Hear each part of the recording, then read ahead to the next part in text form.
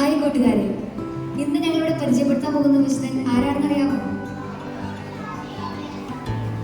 ഹ്രസ്വമായ ജീവിതത്തിന് ശേഷം കൗമാരപ്രായത്തിൽ മരിച്ച് വിശുദ്ധ പദവിയിലേക്ക് ഉയർത്തപ്പെട്ട ഒരു വ്യക്തിയെയാണ്.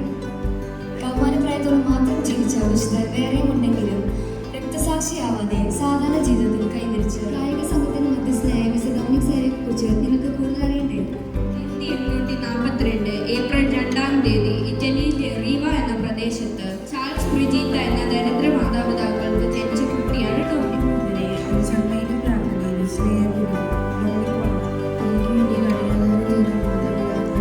ആരോഗ്യം ലഭിക്കാനും താനൊരു നല്ല കുട്ടിയെ വളരാനും ജീവിതം.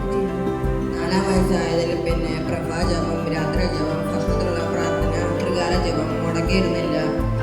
സമയമാകുമ്പോൾ മാതാപിതാക്കന്മാരെ 7-ാം വയസ്സിൽ പ്രഥമ ദിവ്യകാരുണ്യം സ്വീകരിച്ചു. തലേ ദിവസം അവൻ അമ്മയോട് പറഞ്ഞു, ഞാൻ ആദ്യ കുർബാന സ്വീകരിക്കാൻ പോവുകയാണ്, എൻ്റെ കുറ്റങ്ങളെല്ലാം പറഞ്ഞു. 10-ാമത്തെ വയസ്സിൽ ദിവസവും 14 കിലോമീറ്റർ നടന്ന് പഠനം ആരംഭിച്ചു. 14-ാം വയസ്സിൽ പൗരോഹിത്യം ഉദ്ദേശിച്ച് ഡോൺ ബോസ്കോയുടെ ഓറിറ്ററിൽ ചേർന്നു. അവിടെ ഡോൺ ബോസ്കോയുടെ കണ്ണിലുണ്ണിയായി വളർന്നു. എൻ്റെ ഹൃദയം അങ്ങേക്ക് തരുന്നു, അത് നിന്റേതായ സൂക്ഷിക്കുക. വഴക്കുകൾ നമ്മെ സമാധാനിപ്പിച്ചു.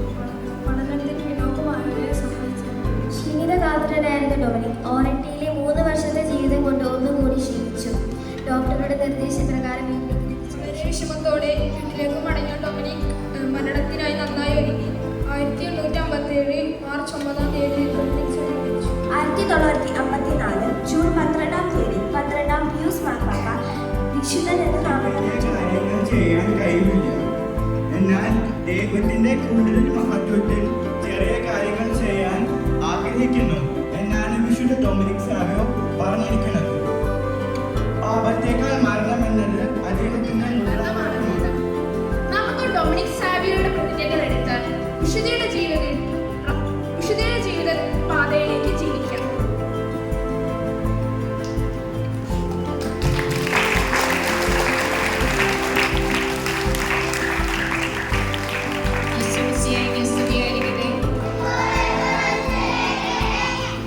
ഇന്ന് ഒരു കൊച്ചു സുന്ദരനായ ശ്യാമള കോമളനായ ഒരു വിശുദ്ധനെ പറ്റിയിട്ടാണ് നമ്മൾ പഠിച്ചത്. ആ വിശുദ്ധനാര്? Dominic Savio. ഡൊമിനിക് സാവി ഈശോയെ അനുകരിക്കുന്ന ഒരുപാട് വിശുദ്ധന്മാരെ നമ്മൾ കണ്ടിട്ടുണ്ട്, കേട്ടിട്ടുണ്ട്, പ്രാർത്ഥിക്കുന്നുണ്ട്. ഒത്തിരി വിശുദ്ധന്മാരെ പറ്റി നിങ്ങൾക്കറിയാലോ. ഇപ്പോൾ ഡൊമിനിക് സാവിയോയുടെ ചരിത്രം മുഴുവനും നമ്മൾ പഠിച്ചു. ഈ ഡൊമിനിക് സാവിയോ ഒരു സാധാരണ കുടുംബത്തിലാണ് ജനിച്ചു വളർന്നത്. നമ്മളെ പോലെ ഒരു സാധാരണ കുട്ടിയായിട്ടാണ് വളർന്നു വന്നത്.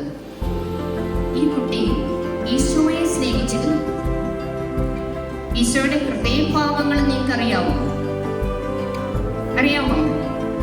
സ്നേഹം, കരുണ, ക്ഷമ, ദയ, ഇതൊക്കെയാണ് ജീവിതം സമാധാനം അവസാനിച്ചത്. എത്ര വയസ്സ് വരെ ജീവിച്ചു? 15 വയസ്സ്.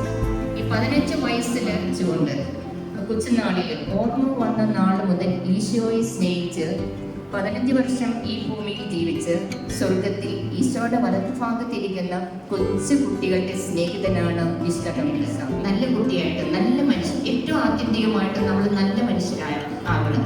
നമ്മളുടെ ഹൃദയഭാവങ്ങൾ ഈശോയുടെ ഹൃദയഭാവങ്ങളോട് ചേർത്ത് നല്ല മനുഷ്യരായിട്ട് ജീവിക്കാൻ ഈ വിശുദ്ധന്റെ മാതൃക നമുക്ക് പ്രചോദനം നൽകണം.